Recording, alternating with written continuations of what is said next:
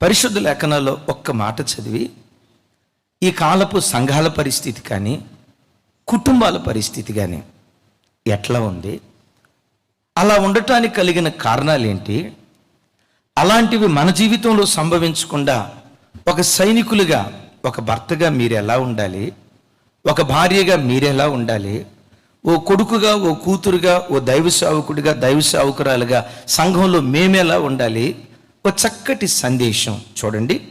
ఆమోస్ గ్రంథం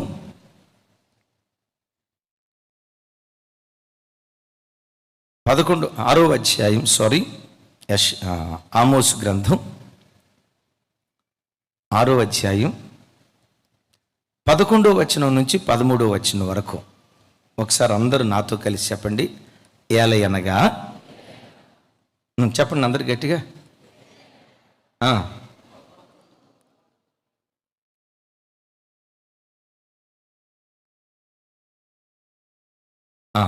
పన్నెండు.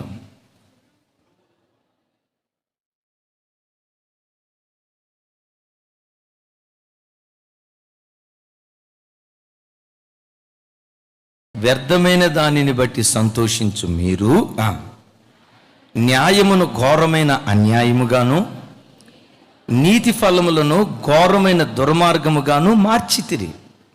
సరే, 11వ వచనం ఇంకొకసారి చూద్దాం. అందరూ నాతో కలిసి చెప్పండి. ఏలయనగా గొప్ప కుటుంబాలు పాడైపోతున్నాయి, చిన్న కుటుంబాలు బాగుపడుతున్నాయి. ఏమని రాసింది? ఈ మాయదారి రోగం చిన్న కుటుంబాలు కూడా అంటుకుందంట. ఎప్పుడో చిన్నప్పుడు అనేవాళ్ళం చిన్న కుటుంబం చింతలేని కుటుంబం అని. దేవుడు ఇక్కడ అంటాడు, పెద్ద కుటుంబాలు అనేవి లేదు, చిన్న కుటుంబాలు అనేవి లేదు. పెద్ద కుటుంబాలు పాడైపోతున్నాయి, చిన్న కుటుంబాలు కూడా చీలిపోయి చితికిపోతున్నాయి. రాగల కాలంలో ఇది జరగబోతుంది. దేవుని బిడ్డలారా, కుటుంబ వ్యవస్థ, సంఘ వ్యవస్థ ఎక్కడ చూసినా చిన్నాభిన్నమైపోతుంది. ఈరోజు మనం వినబోయే వర్తమానం, ఆ టైటిల్ ఏంటంటే కుటుంబ వ్యవస్థలు ఎందుకు పాడైపోతున్నాయి. ఆ ఫోటో చూపించుతాం కూడా. కూలిపోవచ్చున్న కుటుంబ వ్యవస్థ. చూడండి, భర్త పాపం భార్య బాధితుడు అనుకుంటాడు, తల తిప్పాడు. ఒకసారి చూడండి, పాపం ఆ అక్క కూడా భర్త బాధితురాలేమో, అక్కడ తల తిప్పింది. వాళ్ళ మధ్యలో ఒకడున్నాడు, గడ్డం కింద చేయి పెట్టుకొని, వీళ్ళ కడుపుని నేను ఎందుకు పుట్టాను రా బాబు, వీళ్ళ కడుపును పుట్టకపోతే బాగుండేది అన్నట్లుగా గడ్డం కింద చేయి పెట్టుకున్నాడు. చూడండి, అమ్మా వాడు ఒకవేళ మన అబ్బాయి ఏమో, జాగ్రత్తగా చూసుకోండి. ఒకసారి చూడండి, తండ్రి ఏమో అటు ఉన్నాడు, రాము తమ్ముడు, తల్లి ఏమో అటు ఉంది, మధ్యలో కూర్చున్నటువంటి కొడుకేమో గడ్డం కింద చేయి పెట్టుకొని ఇలా కొట్లాటల మధ్యలో నేను ఎందుకు అన్నట్టు కూర్చున్నాడు. దైవజనుడు ఎడ్వర్డ్ విలియమ్స్ గారు మన మందిరంలోనే ఒక సందర్భంలో ఒక చోట జరిగిన సంఘటన చెప్పారు.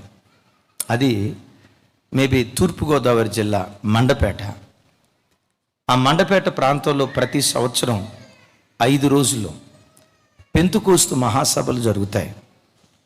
ఆ పెంతుకోస్తు మహాసభలకు మన తెలుగు రాష్ట్రాల్లో అద్భుతమైన స్పీకర్లు ఎవరైతే ఉన్నారో వాళ్ళందరూ పిలువబడతారు. దైవజనులు ఎడ్వర్డ్ విలియమ్స్ గారు ఆ సంవత్సరం వెళ్ళారు. అది నామకార్థ సంఘం కాదు, వాక్యపు పునాది సరిగ్గా లేని సంఘం కాదు, కల్తీ బోధ బోధించబడే సంఘము అంతకంటే కాదు. ఓ రకంగా ఆ ప్రాంతాల నుండే పెంతుకోస్తు ఉద్యమం మన తెలుగు రాష్ట్రాలకు వ్యాపించడానికి దేవుడు కృప చూపించాడు. అలాంటి మహాసభలకు దైవ సేవకులు వెళ్ళారు. ఆ సంవత్సరం సభల కట దరిదాపుగా 7,000 మందికి పైగా ఆ సభకు వచ్చారట. ఒక 3 రోజులు చిల్డ్రన్స్ కోసమని చిల్డ్రన్స్ క్యాంప్ పెట్టారట.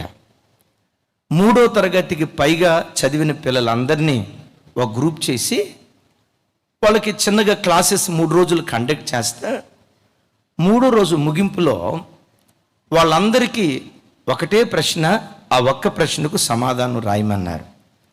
దరిదాపుగా 258 మంది చిన్నపిల్లలు ఆ ఎగ్జామ్ రాయటానికి ప్రిపేర్ అవుతున్నారు. ఇంతకీ అడిగిన ప్రశ్న ఏంటో తెలుసా? కయ్యనుకు భార్య ఎక్కడి నుంచి వచ్చింది, ఆదాముకు తల్లిదండ్రులు ఎవరు, ఈ ప్రశ్న కాదు. సింపుల్గా దేవుడు ఒకవేళ మీ దగ్గరకు వచ్చి మీ కుటుంబంలో ఏదైనా మేలు చేయాలని ఒకవేళ మీరు ఆశపడితే, మీ ఇంట్లో ఏ మేలు చేయాలని మీరు ఆశపడతారు?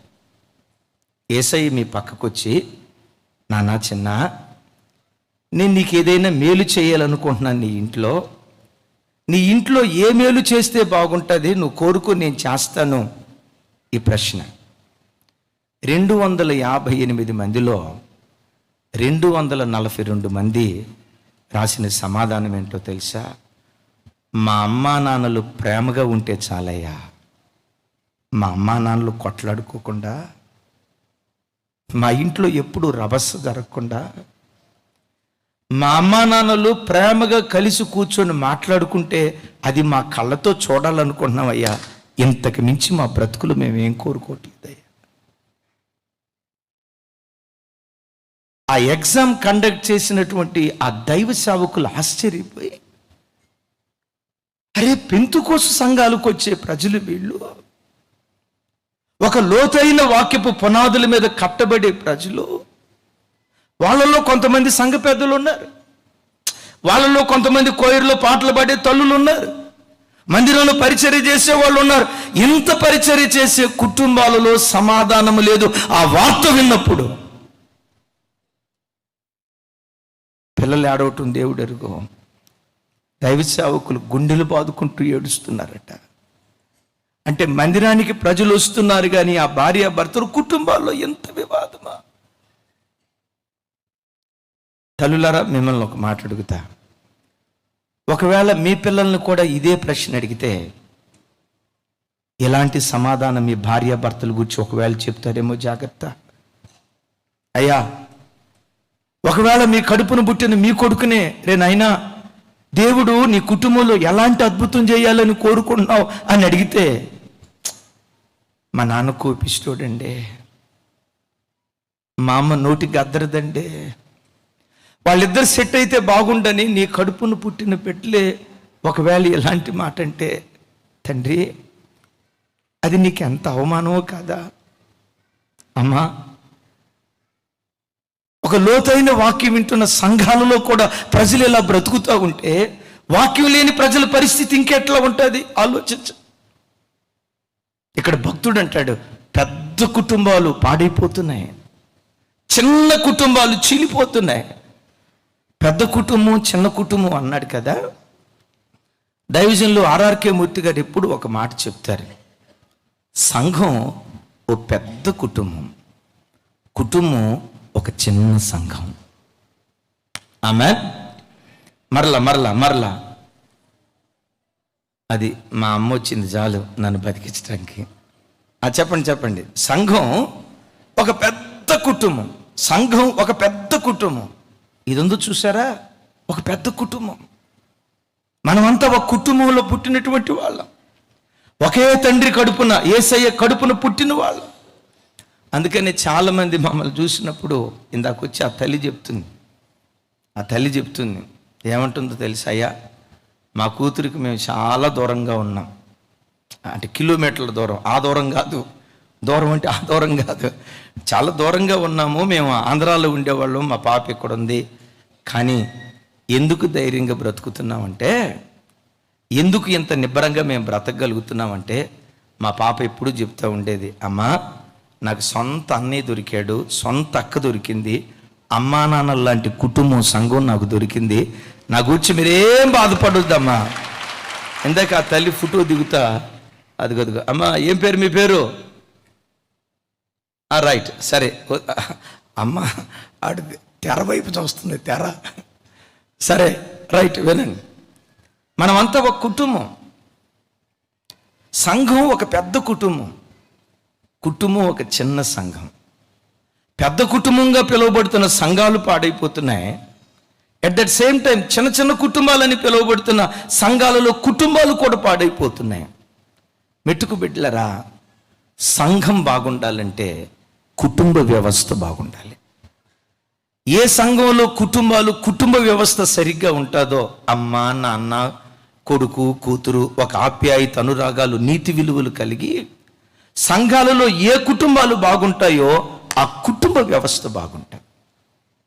కుటుంబాలు చిన్నాభిన్నమైపోతే సంఘాల పరిస్థితి కూడా అదే రీతిగా మార్చబడేటువంటి ప్రమాదం ఉంది. ఇప్పుడు ఒక ప్రశ్న, ఈ వాక్యం వింటున్న నీ బ్రతుకులో ఏ కుటుంబాలు ఎలా ఉన్నా, ఏ కుటుంబాలు చీలిపోకూడదు, నా మట్టుకు నేను ఒక మాదిరికరమైన క్రైస్తవ కుటుంబంగా నా కుటుంబం ఉండాలంటే ఏం చేస్తే నా కుటుంబం అలా ఉంటుంది, ఏం చేస్తే నా పిల్లలు అలా ఉంటారు, ఒక తండ్రిగా నేను చేయాల్సిందేంటి, ఒక తల్లిగా నేను ప్రవర్తించాల్సిన ప్రవర్తన ఏంటి, కొడుకుగా కోడలుగా అల్లుడుగా నా బాధ్యతలేంటి, సంఘానికి వచ్చే ఒక విశ్వాసిగా ఈ పెద్ద కుటుంబం పాడు కాకుండా చిన్న కుటుంబాలు చీలిపోకుండా మేము ఎలా బ్రతికితే వాక్యపు వెలుగులో ఆశీర్వాదకరంగా మార్చబడతాం, ఒక్క 4 విషయాలు మీతో చెప్తాను. ఈ ఆమోసు గ్రంథం మనం చదివిన చోట ఒక చక్కటి మాట రాసి ఉంటుంది. ఆ స్థలంలో బండలు ఉన్నాయట, బండలతో పాటు వేగంగా పరిగెత్తగలిగే గుర్రాలు కూడా ఉన్నాయట. చూడండి 12వ వచనం, నాతో కలిసి అందరూ చెప్పండి. గుర్రములు బండల మీద పరిగెత్తునా, అట్టి చోట ఎవరైనా ఎద్దులతో దున్నుదురా. చూడండి, సంఘంలో బండలు ఉన్నాయి, కుటుంబాలలో కూడా బండలు ఉన్నాయి. అయితే బండలతో పాటు అక్కడ ఎవరున్నారు? వేగంగా పరిగెత్తే గుర్రాలు ఉన్నాయి. ఎట్ ద సేమ్ టైం కష్టపడి పనిచేసే ఎద్దులు ఉన్నాయి. వేగంగా పరిగెత్తే గుర్రాలున్నా, కష్టపడి పనిచేసే ఎద్దులున్నా, దానితో పాటు ఆ ఇంట్లో ఏమున్నాయి నీకు తెలుసా? దేవుడు నీకు అనుగ్రహించిన పిల్లలు గుర్రాల్లాంటి వేగం కలిగిన తెలివితేటల్లో కానీ, చురుకుతనంలో కానీ, జ్ఞానంలో కానీ గుర్రం లాంటి వేగం కలిగినటువంటి వాళ్ళు. ఆ పిల్లలు గుర్రం లాంటి వేగం కలిగిన వాళ్ళైనా బండరాళ్ళు ఇంటిలో ఉంటే, బండరాళ్ళు పంట పొలంలో ఉంటే, బండరాళ్ళు సంఘంలో ఉంటే, ఎద్దులు ఎంత కష్టపడేవైనా చూడండి, కుటుంబాల్లో కష్టపడి పనిచేసే భర్త కడుపు మార్చుకొని ఉద్యోగం అన్నా వ్యాపారం అన్నా ఉదయం తినాల్సిన టిఫిన్ మధ్యాహ్నం తినాల్సిన భోజనం, సాయంత్రం తిని రాత్రి చేయాల్సిన భోజనం మధ్యరాత్రి చేసి కడుపు చంపుకొని కష్టపడి పనిచేసే ఎద్దుల్లాంటి భార్యలు ఆ ఇంట్లో ఉన్నారు, ఎద్దుల్లాంటి భర్తలు ఆ ఇంట్లో ఉన్నారు. అయినా ఆ కుటుంబాలు చీలిపోతున్నాయి, అయినా ఆ సంఘాలు చీలిపోతున్నాయి. సేవకుడు ఎద్దులా కష్టపడేవాడు, విశ్వాసులు కూడా పరిచర్య అంటే గుర్రంలాగా పరిగెత్తుకుంటూ వచ్చేవాళ్ళు. ఎద్దులాగా కష్టపడే వాళ్ళున్నా, గుర్రాల్లాగా పరిగెత్తే వాళ్ళున్నా ఎందుకు ఫలసాయం దొరకట్లేదంటే ఆ పొలంలో, ఆ స్థలంలో ఏమున్నాయి చెప్పండి, ఏమున్నాయి బిడ్డలారా? నీ కుటుంబం చీలిపోకుండా ఉండాలన్నా, పెద్ద కుటుంబం చీలిపోకుండా ఉండాలన్నా, ఎద్దులు గుర్రాలు కలిగిన ఈ అద్భుతమైన స్థలంలో నీవు బండరాళ్ళు ఏరేస్తే విత్తిన ప్రతి విత్తనానికి 100 పంట కోయటానికి దేవుడు కృప చూపిస్తాడు. బండరాయి అనేది అభ్యంతరాలు, బైబిల్లో చూస్తాం కదా, అభ్యంతరాలకు ఆటంకాలకు గుర్తుగా ఉంది. ఈ వాక్యం వింటున్న బిడ్డలరా, మీ ఎదుట ఒక దైవ సేవకుడిగా నిలబడి వాక్యం బోధిస్తున్న నేనున్నానే, టిల్ డేట్ ఈ రోజు కూడా నాలో కొన్ని బండరాళ్ళు అభ్యంతరాలు ఉన్నాయి. అదే సమయంలో ఈ వాక్యం వింటున్న ప్రతి బిడ్డలో కూడా, అమ్మా నీ మట్టుకు నువ్వు నీతిమంతురాలు అనుకోకుండా, నీతిమంతురాలువే నో డౌట్, ఆ నీతిమంతత్వంతో పాటు కొన్ని బండరాళ్ళు నీ లోపల కూడా ఉన్నాయి. అయ్యా, ఇక్కడ ఎవరు 100కి 100 పాళ్ళు, భూమి మీద 100కి 100 పాళ్ళు నేను నీతిమంతుణ్ణి అని చెప్పుకోగలిగే నరుడు భూమి మీద లేడు.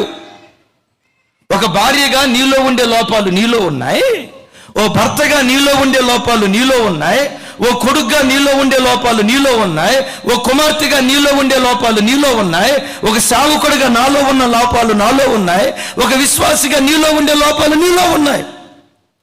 ఏదో ఒక లోపం ప్రతి వాడి లోపం ఉంది.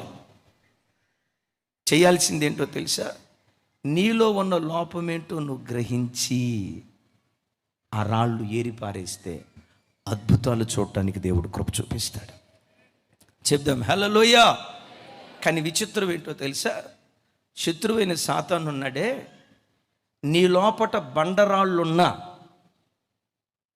నీ కంటిలో దూలం పెట్టుకొని ఎదుటోడి కంటిలో నలుసుని వెతికేటట్లుగా నేను పురికొల్పుతాడు. ఇది మీకు మాత్రమే కాదు సుమి, ఈ మాట నాకు వర్తిస్తుంది. నీ కంటిలో దూలం పెట్టుకొని నీ భర్త కంటిలో నలుసు వెతికేటట్లుగా సాతాను చేస్తాడు. నీ కంటిలో దూలం పెట్టుకొని నీ భార్య కంటిలో నలుసు వెతికేటట్లుగా చేస్తాడు. ఇది మనకు మాత్రమే కాదండి. అపోస్తుడైన పౌలు గారు ఒక చోట ఏమంటాడో తెలుసా? చూడండి ఆ మాట, కొరింథీయులకు రాసిన పత్రిక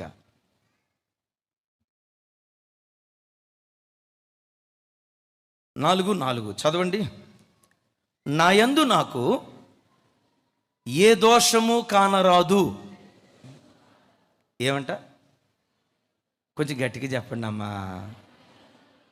వారం రోజుల నుంచి భోజనం చేయని వాళ్ళు చెప్పినట్టు చెప్తున్నారు. గట్టిగా చెప్పండి. నా యందు నాకు, మరి ఎదుటోళ్ళు అధ్యాయాలు రాసి వదిలిపెడతాడు. ఇది పౌలు గారు అన్న మాట, నేనన్న మాట కాదు. నా యందు నాకు ఏ దోషము కానరాదు.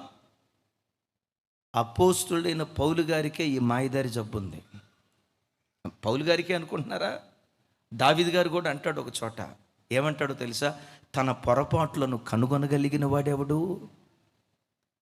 తన పొరపాట్లను కనుగొనగలిగిన వాడెవడు?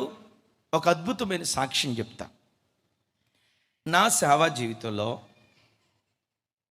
ఒక ఇద్దరు భార్యాభర్తలు ఏదైనా వివాదపడి నా దగ్గరకు వస్తే, లేకపోతే తండ్రి కొడుకులు వివాదపడి నా దగ్గరకు వస్తే 100% మా ఆయనదే తప్పు అనే అక్క, మా ఆవిడదే తప్పు అని అన్న, ఈ మాటలన్నీ ఏంటో నాకేమనిపించిందో తెలుసా? అసలు వీళ్ళ మధ్యలో తలదొరచటం నాది తప్పురా బాబు. ఇప్పుడు దిద్దుబాటు చేయాలంటే ఎస్, ఈ విషయంలో నా లోపం ఉంది అని చెప్పగలిగిన పుణ్యాత్ముని కానీ, అమ్మా పుణ్యాత్మురాలు కానీ, ఒక పుణ్యాత్మురాలి నేను చూడలా. నా సేవా జీవితంలో ఇద్దరు వ్యక్తుల గురించి చెప్తా. ఒక వ్యక్తి గురించి ఆల్రెడీ మొన్న మధ్య చెప్పాను. జస్ట్ నేను సోమవారమే చార్లెస్ అన్న వచ్చారు కదా, బొల్లారంలో ఒక చిన్న ఫాస్టింగ్ ప్రేయర్ జరిగింది. ఆ సిస్టర్ పేరు సునీత. వాక్యం అంతా అయిపోయిన తర్వాత వాళ్ళ పాప నిలవబడి, అయ్యగారు చిన్న సాక్ష్యం చెప్తాను అంది. సాఫ్ట్వేర్ ఇంజనీర్, ఒక 2 లక్షల రూపాయలు నెలకొచ్చి దరిదాపుగా సంపాదిస్తుంది. వాళ్ళ భర్త కూడా మంచి సంపాదన పరుడు, ఇద్దరు సాఫ్ట్వేర్ ఇంజనీర్లు. ఆ చెల్లి నిలబడి నేను సాక్ష్యం చెప్తానయ్యా అంది. అమ్మా చెప్పమ్మా అన్నాను. ఆ బిడ్డ చెప్తా నేను బాప్తిస్మం తీసుకొని ఇన్ని సంవత్సరాలు అవుతుంది. ఈ మధ్యకాలంలో దేవుని సన్నిధిలో పెనుగులాడుతున్నాను, ప్రార్థన చేస్తున్నాను. దేని కొరకు ప్రార్థన చేస్తున్నానంటే ట్రాన్స్ఫర్మేషన్ కోసం, అంటే రూపాంతరం కోసం నేను ప్రార్థన చేస్తున్నాను. నేను పరిపూర్ణంగా మార్పు చెందేటట్లుగా నా కొరకు ప్రార్థన చేయండి అయ్యగారు అంది. ట్రాన్స్ఫర్మేషన్ అంటే నాకు అర్థం కాక, అమ్మ ఎక్కడికి ట్రాన్స్ఫర్ అవ్వాలనుకుంటున్నావు అన్నా. ట్రాన్స్ఫర్ కాదన్నయ్య, ట్రాన్స్ఫర్మేషన్, రూపాంతరం అన్నయ్య, రూపాంతరం చెందాలనుకుంటున్నాను అని చెప్తా. ఈ మధ్య నన్ను నేను పరిశీలించుకుంటున్నప్పుడు నాలో కొన్ని లోపాలు కనపడ్డాయి అన్నయ్య. నేను చెప్పే మాటకు చార్లీస్ అన్న సాక్షి, దైవ సేవకురాలు సాక్షి. అమ్మ ఏమి లోపం కనపడిందమ్మా? నా పెండ్లైన ఒక 2 నెలల తర్వాత మా అత్తయ్య వచ్చి, ఏమమ్మా ఉప్పులో పప్పేసేది ఎట్టాగేనా, లేదు పప్పులో ఉప్పేసేది ఎట్టాగేనా, ఏమా బట్టలు ఉతికేది అట్లాగేనా అని అంది. పప్పులో ఉప్పు ఎందుకు ఎక్కువ వేసావు అన్నప్పుడు సైలెంట్గా ఉన్నా. బట్టల ఇట్లా ఎందుకు ఆరబెట్టేవు అన్న దానికి, పందెంలో దిగిన కోడికి కత్తి ఉంది, నా కాలు కత్తి లేదంతే. 2 గంటల సేపు మా అత్తతో వాదించా. నేను అప్పటికి బాప్తిస్మం తీసుకున్నా, చివరికి పరిశుద్ధాత్మ కూడా పొందుకున్నా. ఏమైందమ్మా మరి? మా అత్తతో వాదించిన తర్వాత గదిలోకి వచ్చా. పరిశుద్ధాత్ముడు నా దగ్గరకు వచ్చాడు, నాతో మాట్లాడుతున్నాడు. అమ్మా ఎట్లాంటి మాట మీ అమ్మ నిన్నెప్పుడు అనలేదా? నీకు 25 సంవత్సరాల వయసు వచ్చిందే, ఇంకా నీకు వంట చేయటం కూడా రాలేదు, నిన్ను చేసుకున్నవాడు ఏడిపిస్తాడు, నిన్ను చేసుకునేవాడిని కదా నువ్వు ఏడిపిస్తావే అని మీ అమ్మ నిన్నెప్పుడు అనలేదా? ప్రభు అనకపోవటం ఏంటయ్యా, చాలాసార్లు అందే. నీకు బట్టలు మడతెట్టడం కూడా రాలేదు అని మీ అమ్మ నిన్ను తిట్టిందా, తిట్టలేదా? తిట్టడం ఏంటి ప్రభు, చాలాసార్లు తిట్టింది. ఎన్నిసార్లు తిట్టి ఉంటుంది మీ అమ్మ? ప్రభు లెక్కేసుకుంటే రాసుకుంటే పుస్తకాలు దాటిపోయాయ్యా. నీ అత్త ఎన్నిసార్లు నేను తిట్టింది? 2 సార్లు. మరి మీ అమ్మ అన్నప్పుడు మౌనంగా ఉన్నావు, మీ అత్త అన్నప్పుడు ఎందుకు మౌనంగా ఉండలేదు? అదేంటి ప్రభువా, మా అమ్మ చూడండి, మా అమ్మ. మరి ఏమని ఎందుకు అట్లన్నావు? ఆమె అత్త. అమ్మ 100 సార్లు అన్నా ఓర్చుకున్నావు, కారణం ఏంటో తెలుసా? ప్రేమ. అత్త 2 సార్లు అన్నా ఓర్చుకోలేకపోయావు, కారణం ఏంటో తెలుసా? ఆ అత్తనే ప్రేమ మమకారం నీకు లేకపోవటాన్ని బట్టి. అత్తలో లోపం కాదు ఇక్కడ, ఆ ప్రేమతత్వం లేనటువంటి ఆ గుణాన్ని బట్టి చిన్న మాట నీ అత్త నన్ను ఓర్చుకోలేకపోయావు. నీ తల్లి 100 సార్లు అన్నా ఓర్చుకున్నావే. నీ తల్లి ఘాటుగా అందా, మీ అత్త ఘాటుగా అందా? మా తల్లి ఘాటుగా అంది ప్రభా. దేవుడు అన్నాడట, మారు మారు మారు. ఆ మాట గుర్తు చేయటంతో అక్కడే వెక్కి వెక్కి దేవుని దగ్గర ఆడవటం ప్రారంభించిందట. ఆ బిడ్డ చెప్తుంది, ఈ ట్రాన్స్ఫర్మేషన్, ఈ రూపాంతరం కొరకు ప్రార్థన చేసుకున్నానయ్యా. దేవుడు అన్ని విషయాల్లో నన్ను మార్చి, నా తల్లిని ఎట్లా ప్రేమిస్తున్నానో అత్తను అలాగూ ప్రేమించే మనసు దేవుడు నాకు ఇచ్చాడు. ఒకవేళ మీరు అనుకోవచ్చు, ఈరోజు మా కోడలకి అయ్యగారు బాగా చెప్పాడని. సరే, నిజమే. సరే, ఆ కోడలు కాస్త నోటి దురుసుదై, లేకపోతే పాపం ఓర్చుకోలేక తొందరపడి ఒక మాట అందనుకో, వెంటనే కొడుకు ఫోన్ చేసి, నేను వెళ్ళిపోతారా, నేను చచ్చిపోతారా, నేను ఉండనురా, ఈ బాధ భరించే కంటే నేను ఉండనురా, వెళ్ళిపోతారా అని వాడికి టెన్షన్ పెట్టొద్దు. నీ కూతురే తప్పు చేస్తే, నీ కూతురు ఎన్నిసార్లు నేను ఎదురాడలేదు? నీ కూతురు నీ మీద ఎదురాడి తిరుగుబాటు చేస్తే ఎప్పుడైనా ఇంటి పక్కోళ్ళకి వెళ్ళి, మా అమ్మ ఏమందో తెలుసా అని అన్నావా? అనలా. అన్నిటికంటే శ్రేష్టమైనది ప్రేమ. ప్రార్థన జీవితం, ప్రైజ్ గాడ్. ఆదివారం ఆరాధనకు రావటం, ప్రైజ్ గాడ్. స్తుతించే జీవితం, ప్రైజ్ గాడ్. కడుపు చంపుకొని ఉపవాసం ఉన్నావు, సంతోషం. రాబడిలో 10% ప్రతి నెల ఇస్తున్నావు, సంతోషం. విశ్వాసము, నిరీక్షణ, ప్రేమ, వీటన్నిటిలో శ్రేష్టమైనది ప్రేమే. Praise the Lord. నాకు ఆ బిడ్డ చెప్పిన మాట, అరే ఇంత మంచి స్థానంలో ఉండి ఆ ముసల్దాన్ని పట్టించుకునేదేంటి, నా జీవితం నాదే అని అనుకోవచ్చు కదా. ఒక నిజ క్రైస్తవుడు ఎప్పుడూ తనను తాను దిద్దుబాటు చేసుకుంటూ ఎదుటివాడిని దిద్దుబాటు చేయటానికి ప్రయత్నం చేస్తాడు. ఆ దిద్దుబాటు ఏ కుటుంబంలో ఉంటుందో గమనించండి. ఎదుటివాళ్ళను నువ్వు దిద్దుబాటు చేయటం, నీ భార్యను నువ్వు దిద్దుబాటు చేయటం కాదు. నీ భార్యను దిద్దుబాటు చేయటం తర్వాత, నీ భర్తను నువ్వు దిద్దుబాటు చేయటం కాదు, నీ భర్తను దిద్దుబాటు చేయటం తర్వాత. ముందు స్వీయ దిద్దుబాటు. ఆ దిద్దుబాటు అనేది నీలో నుంచి ప్రారంభమైతే నీ మీద ఉన్న ఆత్మ ఇంటిలో ఉన్న వాళ్ళందరిని ఆవరించడానికి దేవుడు కృప చూపిస్తాడు. నువ్వు మారు, నువ్వు మారు, నువ్వు మారు, భార్యని పట్టుకొని పదే పదే అనొద్దు. ప్రభా, నేను ఎక్కడ మారాలయ్యా? నాలో ఉన్న బండరాళ్ళు ఏంటయ్యా? నాలో ఉన్న లోపం ఏంటయ్యా? ఎందుకు నా భార్య పదే పదే నా మీద ఎగసిపడుతుంది? ఏంటి నాలో ఉన్నటువంటి లోపం అని ఎప్పుడు ప్రతి వాడు తన్ను తాను పరిశీలించుకొని నీలో ఉన్న బండరాళ్లను ఏరేస్తే పరలోకం ఎక్కడో కాదయ్యా, భూమి మీదే పరలోకాన్ని అనుభవించడానికి దేవుడు కృప చూపిస్తాడు. నమ్మిన వాళ్ళు చప్పట్లు కొడుతూ స్తోత్రాలు చెప్దాం. ఎక్కడో పరలోకానికి వెళ్ళిన తర్వాత నీకు అక్కడ పరలోకంలో విశ్రాంతి ఇవ్వటం తర్వాత ఆయన వాక్యానికి సాక్షిగా నువ్వు నిలవబడితే భూమి మీదే పరలోకాన్ని అనుభవించే కృపగల దేవుడు మనకు అనుగ్రహించును గాక. రెండవది, కుటుంబంలో ఉండే బండరాళ్ళు. ఇది చెప్పి నేను రెండవ విషయంలోకి వెళ్తాను. ఎప్పుడు కుటుంబంలో ఈ కుటుంబం ఎట్లా కట్టబడిందో తెలుసా? నా తెలివితేటలు. మేమెందుకు ఆశ అమ్మ సునీత నవ్వుకుంటున్నావు అన్నావా ఎప్పుడైనా అని ఉంటావు, నాకు డౌటే. ఏనండి, నా వలన కుటుంబం ఇట్లా కట్టబడింది. ఈ పనికిమాలినోడు ఎప్పుడైనా ఈ సంఘం కట్టబడటానికి నా కష్టం అని అన్నానా? నా అంత బుద్ధిహీనుడు ఇంకొకరు లేడు. Not I but we not I. నేను ఆ శబ్దం క్రైస్తవ కుటుంబాల్లో నిశ్శబ్దమైపోవాలి. నా వలన కుటుంబం కట్టబడింది, నా వలన సంఘం కట్టబడింది. నా కుటుంబం కట్టబడటానికి నా తెలివితేటలు దీనికి కారణం, నా ప్రజ్ఞా వివేకాలు, నా ప్రార్థనా జీవితం దీనికి కారణం. మరి మీ ఆయన ఏంటమ్మా? మొదపప్పు. ఈమెమో ఐన్స్టీన్కి సెల్లులంట. అమ్మ ఏమో అనుకోవద్దు, సరే వీళ్ళ దగ్గరికి వద్దాం. ఈయనేమో ఐన్స్టీన్ అంట, ఆమెమో ముద్దపప్పు అంట.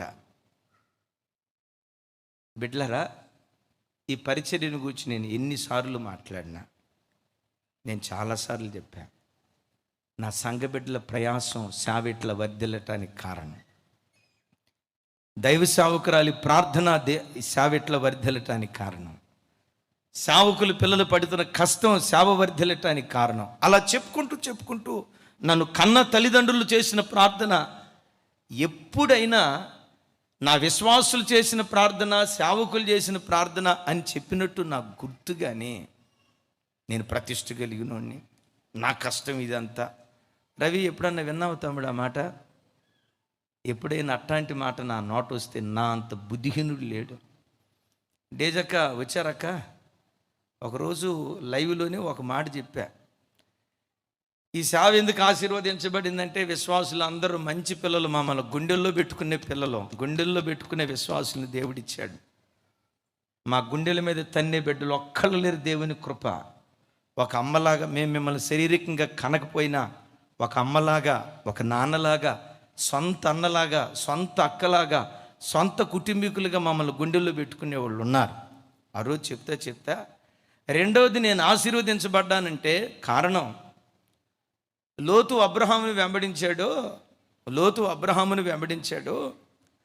ఆ విశ్వాస వీరున్న వెంబడించడాన్ని బట్టి లోతు ఆశీర్వదించబడ్డాడు. దైవ సేవకురాలు అబ్రహాము లాంటిది, నేను లోతు లాంటి ఉన్నాను. ఒక ఆయన వాక్యం అయిపోయిన తర్వాత ఒక పెద్ద ఆయన ఇక్కడే కూర్చొని ఆయనకు ఒక 45, నాకంటే ఒక 5 సంవత్సరాలు పెద్దోడు, అన్న మిమ్మల్ని మీరు అట్లా చీపు చేసుకుంటే నాకు ఎట్టాగో అయిపోతుంది అన్న అన్నాడు. ఆ పక్కెమటో అన్నాడు. అన్న ఇంత బలంగా వాడబట్టడానికి కారణం ఆ దీనత్వమేరా దీనికి కారణం. ఎప్పుడు నీ నోట ఐ కుటుంబాన్ని గురించి మాట్లాడేటప్పుడు, అయ్యా మీ అమ్మ చేసిన ప్రార్థన రా. కుటుంబాన్ని గురించి మాట్లాడేటప్పుడు, మీ నాన్న కుటుంబాన్ని కట్టడానికి ఎంత కష్టపడ్డాడో రా. అనే మాట ఎప్పుడు వినబడకూడదు. అపోస్తుల కార్యం తర్వాత చూడండి, అది 28 అధ్యాయాలున్న ఒక అద్భుతమైనటువంటి పుస్తకం. 28 అధ్యాయాలున్న ఆ అపోస్తుల కార్యంలో, అపోస్తుల దినాల్లో సేవ రోజు రోజుకు విస్తరిస్తూ వెళ్ళిపోయింది. రక్షించబడుతున్న ఆత్మలు ప్రతి దినం సంఘంలో చేర్చబడుతూ వచ్చారు. ఓ రకంగా ప్రపంచాన్ని తలకిందులు చేసే పరిచర్యగా ఆదిమ సంఘం మార్చబడిపోయింది. ఆ కాలంలో దైవ సేవకులు వస్తూ ఉంటే వాళ్ళని చూసిన ప్రజలంతా ఏమన్నారో తెలుసా?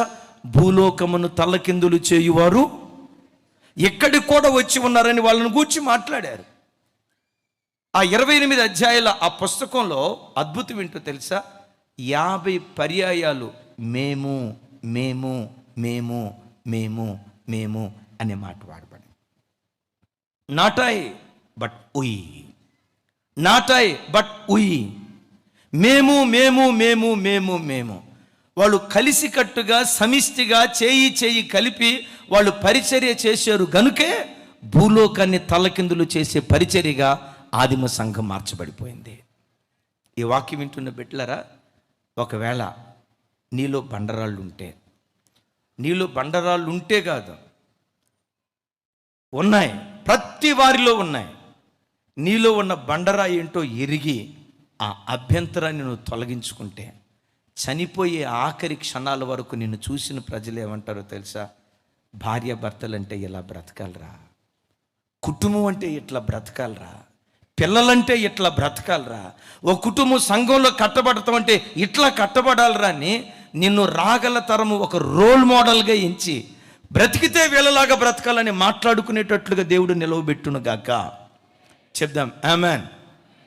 మొట్టమొదట కుటుంబాలు చీలిపోకుండా, సంఘాలు పాడు కాకుండా ఉండాలంటే దిద్దుబాటు ప్రతి కుటుంబానికి అవసరం, ప్రతి వ్యక్తికి, ప్రతి సంఘానికి అవసరం. దిద్దుబాటు చేసుకునే కుటుంబం. రెండో మాట అదే అధ్యాయంలో, ఆ మాట ఒకసారి చదువుదాం.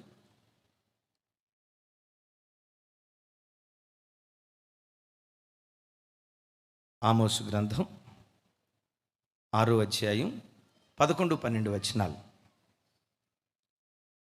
రైట్, నాతో కలిసి అందరూ చెప్పండి. అయినను మా శక్తి చేతనే బలము తెచ్చుకుందుమని చెప్పుకొను మీరు. అంటే ఏమంటున్నారు వీళ్ళు? మా శక్తి చేతనే. ఎప్పుడు జీవితంలో నీ స్వశక్తి మీద నువ్వు ఆధారపడకు, నీ తెలివితేటల మీద నువ్వు ఆధారపడకు. అఫ్కోర్స్ నువ్వు తెలివి కలిగిన వాడు అయి ఉండొచ్చు, అఫ్కోర్స్ మాటకారితనము నీ లోపటి ఉండొచ్చు, అయి ఉండొచ్చు, చక్కటి వాక్చాతుర్యం నీ లోపటి ఉండొచ్చు, మంచి ప్రజ్ఞా వివేకముగా మాట్లాడే తలాంతు నీ లోపటి ఉండొచ్చు. ఒకటి చెప్తున్నాను, ఎప్పుడు క్రైస్తవుని నోట ఉండాల్సిన మాట, మా శక్తి చేత కాదయ్యా, మా బలము చేత కాదు, నీ ఆత్మ ద్వారానే ఈ సమస్యను మేము పరిష్కరించుకోగలుగుతాం, నీ సహాయము ద్వారానే మేము జయించగలుగుతామని. గమనించండి, చంటి బిడ్డ తల్లి మీద ఆధారపడినట్లుగా మన వయసులో ఆధ్యాత్మికంగా ఎంత ఎదిగినా చంటి బిడ్డ తండ్రి మీద ఆధారపడినట్లు, తల్లి మీద ఆధారపడినట్లు ప్రతి క్షణం ప్రభువు మీద మనం ఆధారపడే వారిగా మనం ముందుముగాక. చెప్దాం ఆమేన్. శక్తి చేత కాదు, బలము చేత కాదు, ఇది దేవుని ఆత్మ ద్వారా జరుగుతుంది, దేవుని బలం ద్వారా జరుగుతుంది. అపోస్తలుడైన పౌలు గారు ఒక అద్భుతమైన మాట అంటాడు, నన్ను బలపరుచు క్రీస్తు ద్వారా నేను సమస్తము చేయగలుగుతాను అంటాడు. దేవుని సన్నిధిలో మోకరించి, అమ్మా నా వైపు చూడండి, అయ్యా ఈ పిల్లల్ని ఎలా పెంచాలో నాకు తెలియలేదు, నీ జ్ఞానం ఇవ్వవా? ఈ పిల్లలకు ఏవి నేర్పి పెంచితే దారి తప్పరో ఆ దైవికమైన కృప నాకు ఇయ్యయ్యా. నువ్వెంత చదువుకున్నా ఆ చిన్న బిడ్డలాగా దేవుని దగ్గర ఒదిగిపోయి ఆ ప్రత్యక్షత నాకు దయచేయి ప్రభు అని అంటాడు కదా. మీలో ఎవరికైనా జ్ఞానము కొదువుగా ఉన్న యెడల వాడు నన్ను అడగాలి, నేను ధారాళంగా అనుగ్రహిస్తాను అంటాడు. అయ్యా, ఒక పురుషుడిగా నీకు ఎంత వయసున్నా నా భార్యతో ఎట్లా కాపురం చేయాలో ఆ జ్ఞానం నాకు దయచేయ్యా. ఒక మాదిరికరమైన తండ్రిగా నా పిల్లల ఎదుట నేను ఎలా బ్రతకాలో ఆ దైవిక కృప నాకు దయచేయని చనిపోయే ఆఖరి క్షణము వరకు ప్రతి క్రైస్తవుడు నిరంతర విద్యార్థిగా దేవుని దగ్గర బ్రతుకుదురుగాక. చెప్పండి, ఎంతకాలం నేర్చుకోవాలి? మేము మొత్తం నేర్చేసుకున్నాం అన్న వాళ్ళు చేతులు ఎత్తండి. ఇప్పుడే పూలదండేసి ఫోటో తీసి పేపర్ లేపిస్తాం. మేము మొత్తం నేర్చేసుకున్నాం, ఇక అంతా మేము నేర్చుకోవాల్సింది ఏమీ లేదు, అంత పర్ఫెక్ట్ అన్న వాళ్ళు చేతులు ఎత్తండి. ఒకళ్ళు కూడా ఎత్తరా? సో ఎప్పుడు మన వెనక ఎల్ బోర్డు పెట్టుకోవాలా. ఏ బోర్డు? ఒక విచిత్రం తెలుసా, ఆర్టీఏ రికార్డులు చూస్తే ప్రపంచంలో ఏ కారు అయినా యాక్సిడెంట్ అయిందంట, కానీ ఎల్ బోర్డు పెట్టుకున్న కారు ఇప్పటి వరకు ఎక్కడ యాక్సిడెంట్ కాలేదంట. ఇప్పుడు డ్రైవింగ్ ఎవరికొచ్చు? ఎల్ బోర్డు పెట్టుకున్న వాళ్ళకా, ఎల్ బోర్డు లేని వాళ్ళకా? డ్రైవింగ్ బాగా వచ్చేది ఎవరికి? ఎల్ బోర్డు పెట్టుకున్న వాళ్ళకే కదా. బాగా డ్రైవింగ్ వచ్చిన వీళ్ళకి బాగా డ్రైవింగ్ వస్తుంది అని అనుకున్నవాడు కారు యాక్సిడెంట్ అయిందంట, వెనక ఎల్ బోర్డు పెట్టుకుని, మరి బాబో నాకు డ్రైవింగ్ రాదురా నాయన, నేను ఎటు తిరుగుతానో తెలియదు, కాస్త నన్ను చూసిపోండి నేను ఎల్ బోర్డు పెట్టుకున్నారు చూసారా, ఆ బండి ఎప్పటికీ యాక్సిడెంట్ కాలేదంట.